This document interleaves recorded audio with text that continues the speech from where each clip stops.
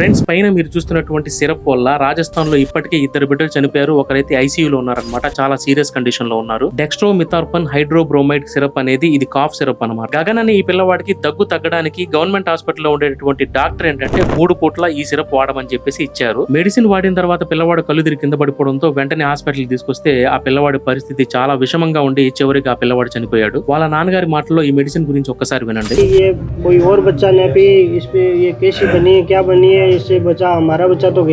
దీని వెనకాల ఉండేటటువంటి అసలు రీజన్ ని ఆజ్ తక్ అనే ఒక మీడియా ఛానల్ బయట పెట్టింది. ఈ సిరప్ అనేది కంప్లీట్ గా కేసెన్స్ ఫార్మాకి సంబంధించినటువంటి సిరప్ అన్నమాట. కానీ ఇక్కడ షాకింగ్ విషయం ఏంటంటే ఈ కేసెన్స్ ఫార్మా నుంచి వచ్చినటువంటి ఈ సిరప్ ని వాడకూడదు అని చెప్పేసి ఫిబ్రవరి 2024లోనే రాజస్థాన్ కి సంబంధించినటువంటి మెడికల్ డిపార్ట్మెంట్ నుంచి ఒక రిపోర్ట్ కూడా వచ్చింది. కానీ 2025లో ఈ కేసెన్స్ ఫార్మా వాడు ఏంటంటే కంప్లీట్ గా పేరు మొత్తం మార్చేసి, అంటే కంపెనీ పేరుతో సహా అన్ని మార్చేసి టెండర్ ని స్వాధీనం చేసుకుని తిరిగి ఇదే మెడిసిన్ ఏంటంటే గవర్నమెంట్ హాస్పిటల్లో పంపిణీ చేశాడు.